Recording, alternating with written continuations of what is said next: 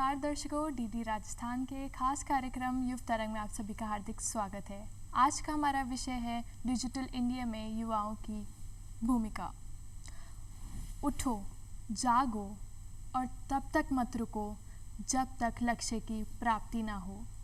ये विचार हैं स्वामी विवेकानंद जी के, जिनका जन्म 12 जनवरी को हुआ और उन्हें सम्मान देने के लिए हम 12 जनवरी को नेशनल यूथ डे मनाते हैं। आज हमारे बीच एक ऐसे सफल युवा मौजूद हैं, संकित जैन जी, जिन्होंने संस्कृत से पढ़ाई की और आईटी फील्ड में आए। इन्हें डिजिटल सर्विस के लिए नेशनल अवार्ड से सम्मानित किया गया है और युवाओं की इंस्पिरेशन बनते जा रहे हैं। दोस्तों, मैं आपको याद दिलाना चाहूँगी कि संकित जी से हमने एक बार पहले भी मुलाकात की है। संकित जी, आपका हार्दिक स्वागत है। संकित जी, डिजिटल इंडिया अभियान क्या है, इसके बारे में हमें बताइए। 2015 के अंदर माननीय प्रधानमंत्री श्री नरेंद्र मोदी जी ने डिजिटल इंडिया अभियान की शुरुआत की थी। जब डिजिटल इंडिया अभियान शुरुआत किया था तब 7 लक्ष्य रखे गए थे और उन 7 लक्ष्य के माध्यम से ये सुनिश्चित किया गया था कि देश के जो अंतिम से अंतिम छोर का जो नागरिक है उस तक भी डिजिटल माध्यम से सेवाएं उपलब्ध हों, उसको सरकारी दफ्तरों के चक्कर नहीं लगाना पड़े, किसी सेवाओं के अंदर उसको अपने समय ख़राब नहीं करना पड़े और उसको आसानी से कोई भी सेवाएं, चाहे उसको आधार कार्ड बनवाना हो, चाहे पैन कार्ड बनवाना हो, चाहे पासपोर्ट बनवाना हो या किसी भी प्रकार के प्रमाण पत्र बनवाने हो, तो उसी के लिए उसको सरकारी दफ्तर में और अपने उपखंड कार्यालय में, प्रखंड कार्यालय में जाने की आवश्यकता नहीं पड़ी। ठीक है, तो ये डिजिटल प्लेटफॉर्म युवाओं के लिए कैसे प्रेरित कर रहा है, ये युवाओं को कैसे एम्प्लॉयमेंट दे रहा है? जब से डिजिटल इंडिया अभियान की शुरुआत की गई थी तभी से इस देश में एक नया उछाल देखा गया था और युवाओं की इसके प्रति रुझान काफ़ी सकारात्मक रहा। सरकार की ओर से काफ़ी सारे योजनाएं चलाई जाती है, पर जितना इनिशिएटिव इस योजना को मिला उतना अन्य योजनाओं में नहीं देखा गया। जैसा हम लोग देखें कि पहले रूरल बीपीओ होते थे, तो बीपीओ की जॉब करने के लिए युवाओं को गांव से निकल करके बड़ी बड़ी सिटी में जाना पड़ता था, पर आज हर गांव में पंचायतों के अंदर कॉमन सर्विस सेंटर स्थापित कर दिए गए हैं। उपखंड स्तर के ऊपर या काफ़ी सारे अनेकों गाँवों में रूरल बीपीओ की स्थापना कर दी गई है। तो अब उस युवाओं को अपने मल्टीनेशनल कंपनी में जाकर, वहाँ बड़ी सिटी में जाकर के जॉब नहीं करनी होती है और वही पैकेज में, वही सारी सुविधाओं के साथ अपने गांव के आसपास में ही वो बीपीओ पर काम कर पाता है। पिछले समय में हम देखें तो जो लेबर थी वो लेबर फिजिकल लेबर थी, पर अब धीरे धीरे वो लेबर भी डिजिटल लेबर होती जा रही है। उन्हें डिजिटल टेक्निक्स सीखनी पड़ रही है और सारे जो काम हैं वो डिजिटल माध्यम से होते जा रहे हैं। संकित जी, जैसे हम जानते हैं कि आप सीएससी सेंटर से जुड़े हुए हैं, तो सीएससी सेंटर क्या है, इसके बारे में बताइए। 2014 के अंदर जब से माननीय प्रधानमंत्री जी ने इस अभियान का शुभारंभ किया था, जब से वो इलेक्शन जीत करके आए थे, तभी से कॉमन सर्विस सेंटर को एक अच्छा सा बूम मिला है। 2006 में नेशनल ई गवर्नेंस योजना के अंतर्गत इस प्रोजेक्ट को शुरुआत किया गया था, पर 2006 से लेकर के 2014 तक इस देश में 96,000 सीएससी ओपन हो पाए। बट 2014 के बाद से अभी 2021 तक अंतिम समय के अंदर 3,99,000 कॉमन सर्विस सेंटर की स्थापना इस देश में कर चुके हैं। आज देश में 6 लाख ग्राम पंचायतें हैं और 6 लाख ग्राम पंचायतों के अंदर प्रत्येक 6 लाख गांव हैं और उनके हर पंचायत के अंदर हम एक सीएससी की स्थापना कर चुके हैं और आने वाले समय में देश के प्रत्येक गांव में एक कॉमन सर्विस सेंटर उपलब्ध होने जा रहा है। तो आपने सीएससी की शुरुआत कैसे करी? आपको किसने इंस्पायर किया सीएससी से जुड़ने के लिए? जब माननीय प्रधानमंत्री जी 2014 में जीत करके आए थे और 2015 में जब उन्होंने डिजिटल इंडिया अभियान की शुरुआत की थी, तब मैं संस्कृत माध्यम से कॉलेज के अंदर शास्त्री अंतिम वर्ष के अंदर अध्ययन कर रहा था और मुझे कुछ अपना स्वरोजगार ही मुझे करना था, क्योंकि प्रधानमंत्री जी पिछले 1 साल में बिगुल बजाते हुए आए थे कि हमारा युवा जॉब देने वाला होना चाहिए, जॉब लेने वाला नहीं। तो उसी के तहत मेरे को अपना बिजनेस स्टार्ट करना था और उसी के तहत मुझे मालूम चला कि इस देश में डिजिटल इंडिया अभियान लॉन्च हो रहा है और उसके तहत एक कॉमन सर्विस सेंटर भी एक सेंटर होता है जो जन्म से लेकर के मरण तक की सभी सेवाएं प्रदान करता है। उसी के तहत मैंने अपना सीएस सेंटर की स्थापना करी। तो ये युवा कैसे ओपन कर सकते हैं इस सीएससी सेंटर को? सीएस सेंटर ओपन करने के लिए सबसे पहली बात है कि उनके पास कमिटमेंट होना चाहिए, जुनून होना चाहिए जी। और काम करने के प्रति उत्साह होना चाहिए। जी। यदि वो उत्साह उनके पास होगा तो जी। वो सभी काम कर पाएंगे। इसके सेंटर ओपन करने के लिए कोई बड़ी प्रक्रिया, जटिल प्रक्रिया नहीं है। वो युवा 10वीं कक्षा पास होना चाहिए, उसके पास अपना एक स्थान होना चाहिए जहाँ पर वो सेंटर को प्रारंभ करना चाहता है, जी। और उसके पास एक कंप्यूटर, एक प्रिंटर और 4-5 लोग आकर के बैठ जाएं, इतनी सी उसके पास एक स्पेस होना चाहिए। और इंटरनेट सबसे महत्वपूर्ण चीज़ है, तो इंटरनेट की कनेक्टिविटी उसके पास हमेशा उपलब्ध होनी चाहिए। अच्छा, तो आप हमारे दर्शकों को बताएं कि 2014 में 96,000 CSC सेंटर ओपन हो गए हैं और चलते ही चलते 2021 में 4 लाख तक पहुंच गए हैं, तो ये कैसे संभव हो पाया? जैसा कि मैंने आपसे पहले भी कहा, माननीय प्रधानमंत्री जी का प्रत्येक भाषण या प्रत्येक जो युवाओं के लिए उनके उद्गार, जो प्रेरणा निकलती है, वो युवाओं के लिए एक प्रेरणा स्रोत बने हैं। यदि हम लोग देखें कि देश में 96,000 CSC थे 2006 से लेकर के 2014 तक, और 2014 के बाद से 2021 तक जो आज देश में 4 लाख CSC सेंटर हो गए हैं, जो एक संख्या में एक वृद्धि हुई है, वो इस देश का युवा चाहता है कि मैं हमारे आसपास के जो नागरिक हमारे आसपास में रहते हैं उनको मैं एक सेवाएं मुहैया करा सकूं, और जो सेवा ही परमो धर्म, जो एक हमारा जो मूल मंत्र है, उस मूल मंत्र को लेकर के हमारे युवा काम कर रहे हैं। और इन सेंटर के माध्यम से प्रत्यक्ष और अप्रत्यक्ष रूप से 12 लाख युवाओं को रोजगार मिल पाया है, और 12 लाख युवा आज देश के अंदर कॉमन सर्विस सेंटर के माध्यम से विभिन्न प्रकार की सेवाएं आम जनता को मुहैया करा रहे हैं। तो जो हमारे युवा हैं उनको CSC सेंटर में किस टाइप की जॉब करनी पड़ती है, क्या रोल होता है उनका? कॉमन सर्विस सेंटर एक अकेला आधार कार्ड, पैन कार्ड का ही सेंटर नहीं है। अच्छा। कि जहाँ पर आकर के आप केवल कि आपने अपने बर्थ सर्टिफिकेट बनवा लिए, किसी प्रकार के प्रमाण पत्र बनवा लिए, इतना तक ही काम नहीं है। हम लोगों ने इकोनॉमिक सेंसस किया था, इस देश में जो इकोनॉमिकल सर्वे होता है, उस इकोनॉमिक सेंसस में भी CSC की काफ़ी सारी भूमिका थी।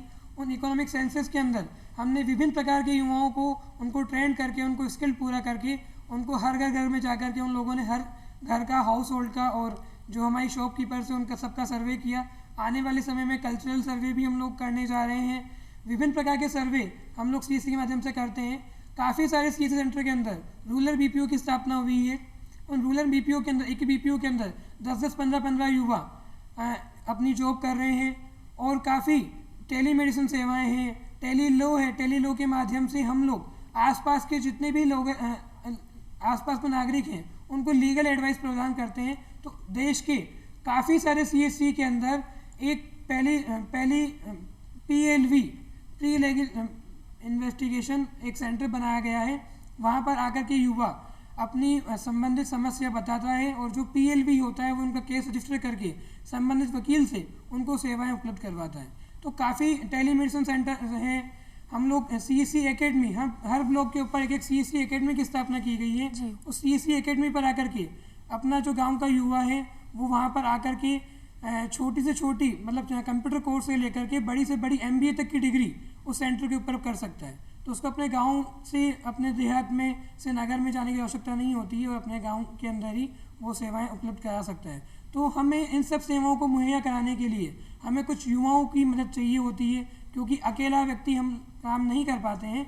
तो हम लोगों के पास एक टीम वर्क होती है, और वो टीम वर्क अपने पूरे जुनून के साथ में काम करती है। और देश में आज 4 लाख CSC सेंटर 12 लाख लोगों को प्रत्यक्ष और अप्रत्यक्ष रूप से रोजगार प्रदान कर रहे हैं। तो आपके CSC सेंटर में भी कोई युवा आते हैं कि उनको भी आपके साथ जुड़ना है, उनके साथ आपके साथ काम करना है? कुछ ऐसे एक्सपीरियंसेस हुए हैं आपके साथ में, तो शेयर कीजिए।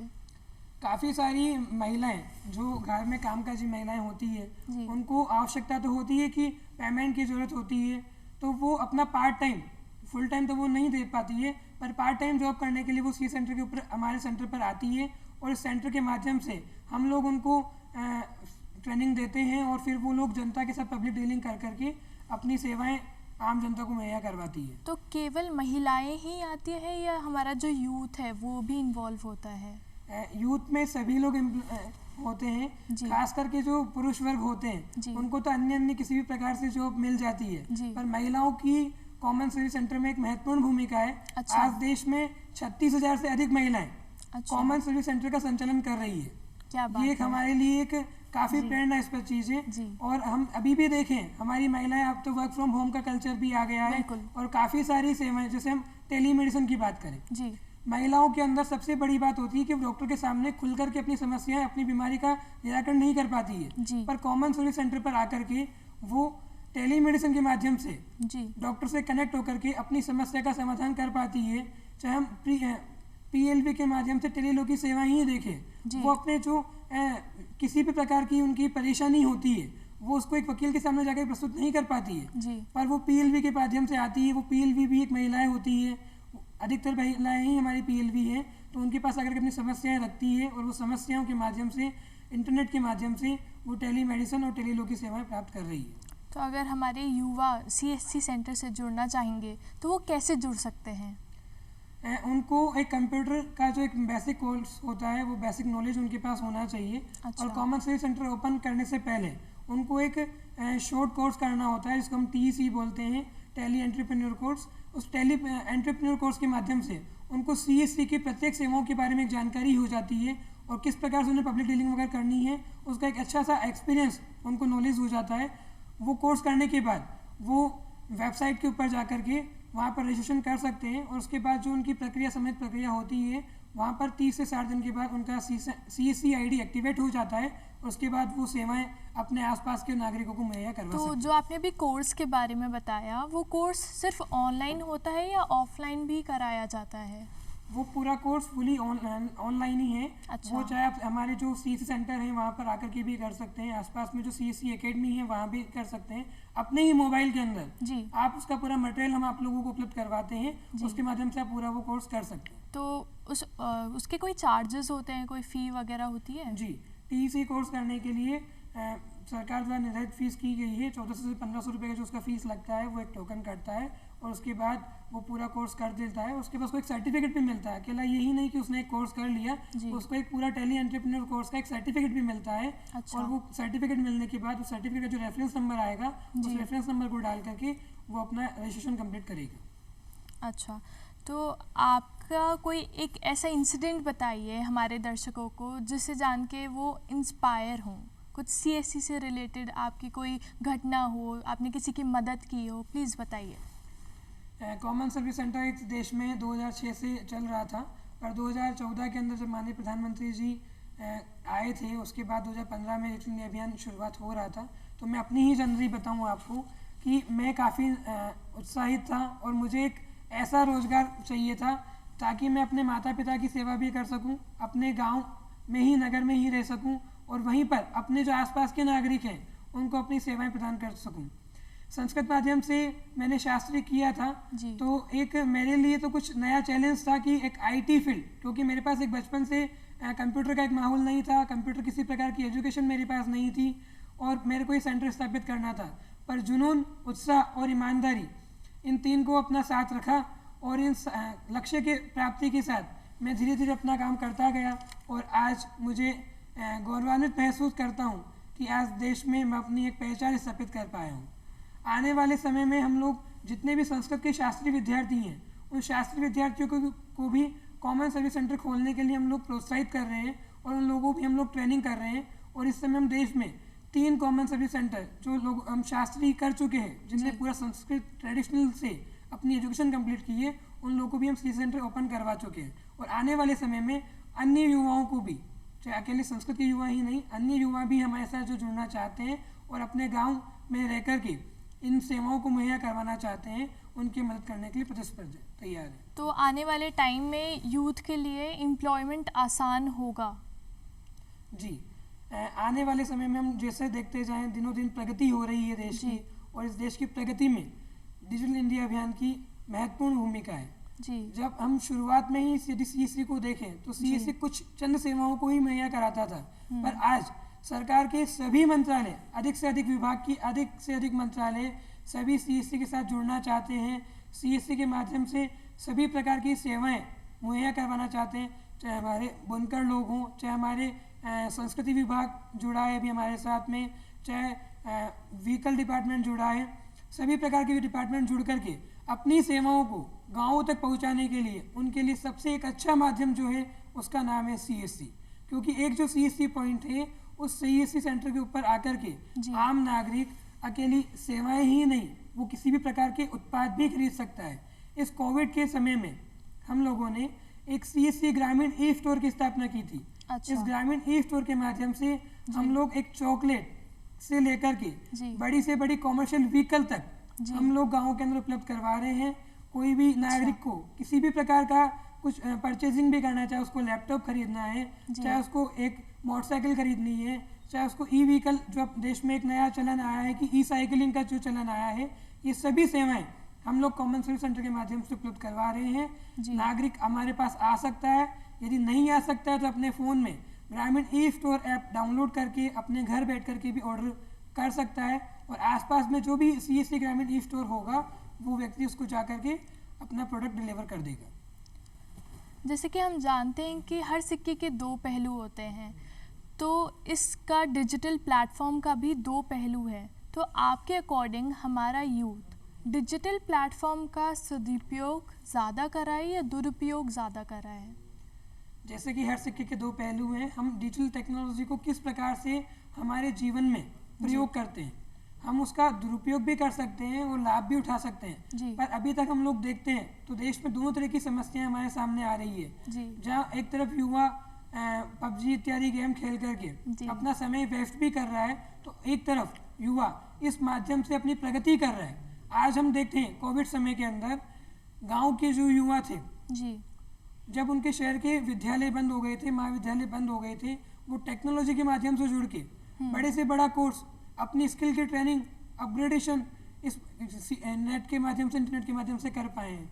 तो इंटरनेट के काफ़ी सारे सदुपयोग हैं। अब उसका वो किस प्रकार से सदुपयोग करते हैं, मेरा सभी दर्शकों से यही आह्वान है, सभी युवाओं से यही आह्वान है कि आपको एक अच्छा माध्यम मिला है, ये आपका जो मोबाइल फ़ोन आपके मिला है, आपको जो उसका आप काफ़ी सदुपयोग कर सकते हैं और अपने जीवन को आसान बना सकते हैं। काफ़ी सारे रोजगार के माध्यम आप अपने क्षेत्र में कर सकते हैं। पढ़ाई के माध्यम से ही आप काफ़ी सारे पार्ट टाइम जॉब करके इनकम भी कर सकते हैं। तो इंटरनेट का सदुपयोग काफ़ी हुआ है, और इस इंटरनेट तो डिपेंड करता है कि इंसान उसको किस तरह से ले, वो उसका सही यूज़ भी कर सकता है, उसका गलत यूज़ भी कर सकता है। तो डिपेंड करता है आपका माइंडसेट कैसा है, आप अपने करियर में कितना ज़्यादा फोकस है। जी, क्योंकि सोशल मीडिया के माध्यम से हम लोग आए दिन देखते हैं कि आए समय फ्रॉड हो रहे हैं। जी। तो हम कॉमन सर्विस सेंटर के माध्यम से आम नागरिकों को साइबर सिक्योरिटी के कोर्सेज भी करवाते हैं। जिस प्रकार के क्राइम इस देश में हो रहे हैं, उस प्रकार के क्राइम की एक जो रिपोर्टिंग जो होती है, वो भी CSC के माध्यम से आकर के व्यक्ति कर सकता है और अपनी समस्या लिखा करके उसका निराकरण पा सकता है। आने वाले समय में हम लोग जो टेली लॉ तो आज हम लोग दे ही रहे हैं, पर कानून की जो सेवाएं हैं वो सारी ई सलाह जो आ रही है, जो सेवाएं कानून की आ रही है, वो भी CSC के माध्यम से जुड़ने जा रही है, और वहाँ पर आप आकर के कानून के संबंधित समस्याएं भी अपनी सुलझा पाएंगे। अब आपको अपने न्यायालय में जाने की आवश्यकता नहीं होगी, जाने की आवश्यकता तो होगी, पर काफ़ी सारी सेवाएं कॉमन सर्विस सेंटर के माध्यम से उपलब्ध होगी और उनका आप निराकरण कर पाएंगे।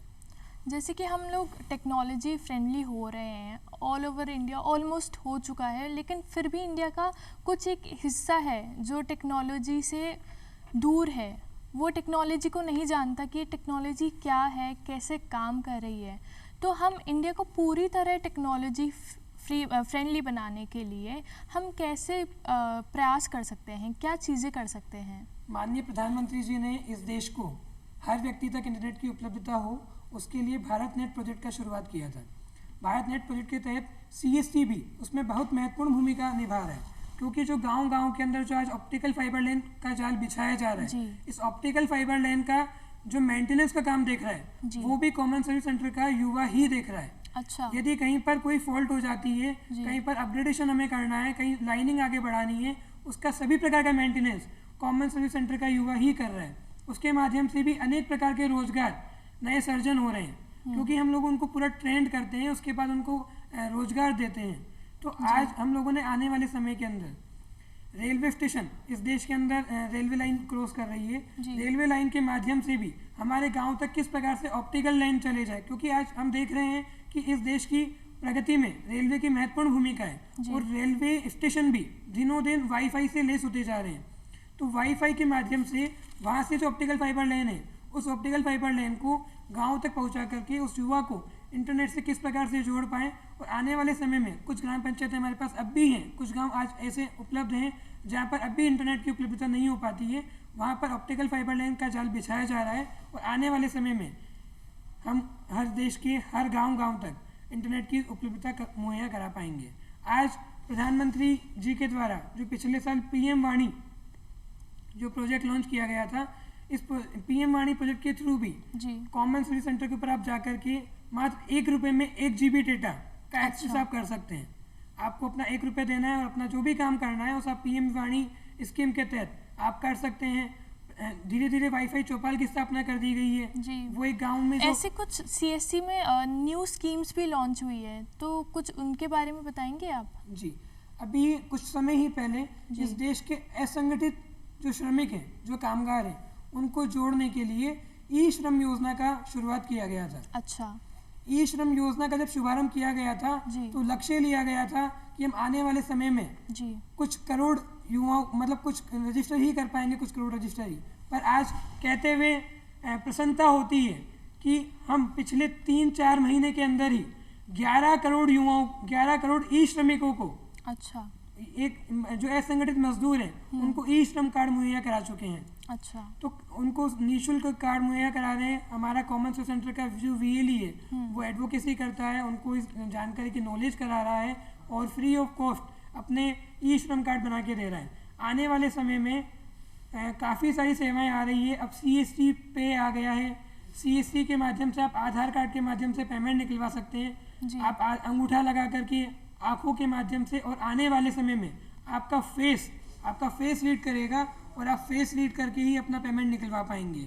अच्छा। अभी हम लोग यदि देखें जो नवंबर-दिसंबर का महीना था, उस समय जीवन प्रमाण पत्र सभी व्यक्तियों को बनाना होता है, सभी पेंशनर को। जो हमारे पेंशनर होते थे उनको घंटों सरकारी दफ्तरों के चक्कर लगा करके हमें जीवित प्रमाण पत्र देना होता था बैंक में जा करके कि हम जीवित हैं। पर आज उन बुजुर्ग पेंशनर को जो चाहे किसी भी विभाग से रिटायर्ड हुए हैं, चाहे वो दिव्यांग हैं, चाहे असमर्थ हैं, वो अपने बेड से नहीं आ सकते हैं, तो हम थेट उनके ऑन द बेड पहुंच करके उनका DLC डिजिटल लाइफ सर्टिफिकेट बनाते हैं और उनको एक सेवाएं मिल पा रही हैं और उनको अपने गांव से कहीं शहर में नहीं जाना पड़ता और परेशानी का सामना नहीं करना पड़ता है। तो CSC के ज़रिए युवा सेल्फ रिलायंट बन रहे हैं और देश की प्रगति में अपना योगदान दे रहे हैं। समकित जी, हमें बताएं कि जो डिजिटल टेक्नोलॉजी है ये इंडिया की इकोनॉमी की ग्रोथ में कितना योगदान दे रही है? जैसा हम देखते हैं कि अभी हर जो प्रोजेक्ट आ रहा है, हर प्रोजेक्ट में डिजिटल इंडिया अभियान की एक महत्वपूर्ण भूमिका है। जी। 2017 और 16 में जब इस देश में डिजिटल इंडिया अभियान को लेकर के आए थे और नोटबंदी हुई थी, तो नोटबंदी के समय इस कैश की किल्लत बहुत कम हो गई थी, कैश किल्लत आ गई थी।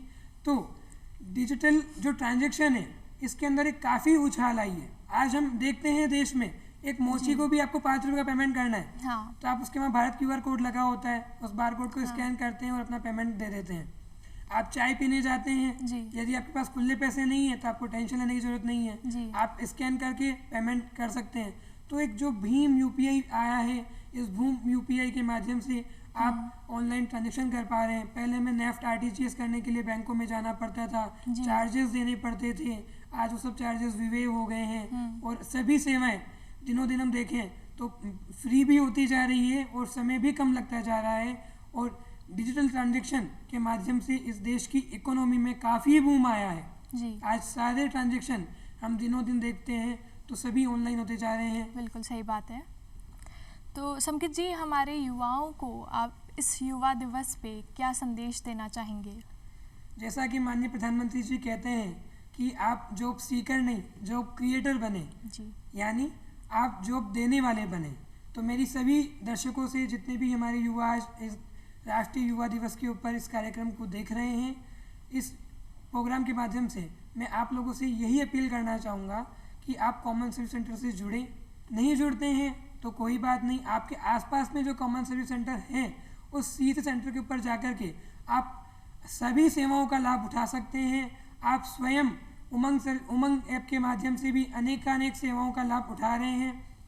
तो काफ़ी सारे CSC सेंटर हमारे आज प्रत्यक्ष और अप्रत्यक्ष रूप से रोजगार भी दे रहे हैं, जी। उनको आप रोजगार की सहायक आप बन सकते हैं। आप अपना जो काम करते हैं वो काम कुछ कर तो रही हैं, जी। पर यदि आप सी सेंटर के ऊपर आप जाएं जी। तो आपका हो सकता है ये चार्जेस भी कुछ कम लगे और आपको सेवाएं भी एक अच्छी तरीके से मुहैया हो सके, तो उसमें आपकी काफ़ी अच्छी भूमिका होगी। संकेत जी, हमसे वापस मिलने के लिए, वापस जुड़ने के लिए आपका बहुत बहुत धन्यवाद। आपने बहुत अच्छी जानकारी हमें दी।